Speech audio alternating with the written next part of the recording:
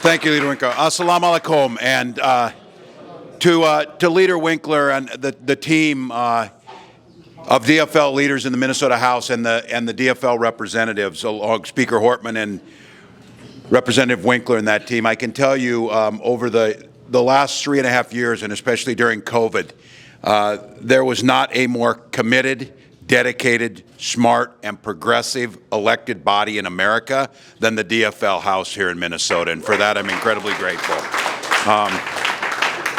Amongst those, as you said, there's no place I'd rather be than at this event for Representative Hassan, but I think many of you you heard it said that, she told me to be here. When she tells you, you go. That's the way it works. So I want to be here, but we've said this. Nobody's had my back more, and nobody's been there to challenge us when we don't have it, when we get it wrong. And that's what you're supposed to do. You're supposed to bring the voice of your community to make sure that those lived experiences and the hopes and dreams of the community that you're representing are heard by everyone. Doesn't just matter if it's Republicans, Democrats need to hear that message too, and then we need to deliver together. And so for all of you, I think you wouldn't think in 2022 we'd have to do it every time, but I do it every time I'm here to make sure, because we know what the other side says. Our immigrant communities are at the heart of what it means to be Minnesota, and you are welcome, seen, and loved here.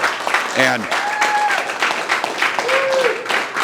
any comment to the contrary, and that means, as we heard, following through and delivering resources, hearing community when they said, and there's experts here across the board in early childhood education, there's experts here in mental health and recovery. We cannot allow our community to be hit by the scourge of opioids without putting the culturally specific money into that community to fix those problems. Our children deserve that. And so we know what's at stake here. We know what's out there. But the good news about this is, and with elections, we're about 53 days away. We're about 53 days away from being able to control our own destiny. And I agree with Representative Winkler. We know what the threat is. I think we need to be very clear who they are. We know, they told us. But we need to be very clear who we are. And I just want to be clear. Our folks, if they can't be safe in their communities and can feel part of this, when we see the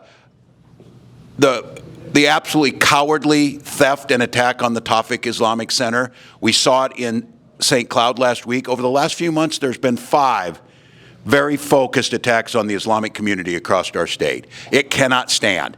We need to make sure that as communities we're standing there and we're putting in the resources necessary so that, 1, we make sure there's justice come out of that, but 2, that it's clear that there is no place for that in Minnesota. And so I recognize whether it was COVID, whether it's economics we're seeing, whether it was some of this hate that starts to spring up and some white supremacy that you start to see, we can push back against this. But let's be very clear.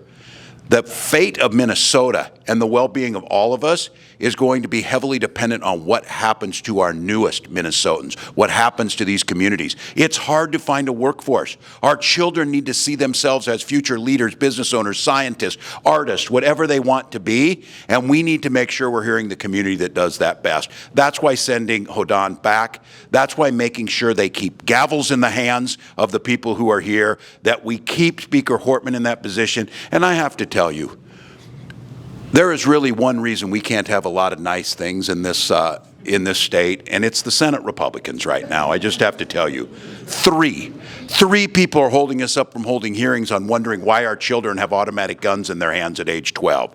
3 people are holding us up from having paid family leave, from investing in early childhood, from making those investments in education we know we need. All of those things. 53 days, we can change that. So we're committed to this, and I can tell you this to the group that's here. The statewide candidates are absolutely dependent on the turnout from the folks who are in this room. I cannot imagine a Minnesota where Keith Ellison is not the Attorney General right now. That we have at you. Steve Simon, making sure that everyone can vote. Keep in mind, Steve Simon's opponent said, if you have physical difficulties getting into the voting booth or you don't speak English as your first language, maybe you shouldn't vote. Everything that they said goes against what it means to be in this state, to be an American, to be in this democracy. So Steve Simon going back and Julie Blaha, someone who is smart, was there, and keep in mind, they were there working together with these brave House members to make sure we were making good decisions around COVID. So I'm grateful to be here. I'm grateful to the community. I recognize we have more to do, but I can tell you this, our future is bright. If we can get the majority, we can send Representative Hassan back. We can put gavels in all their hands, and then let's just take the Senate. So thank you all and get the work done.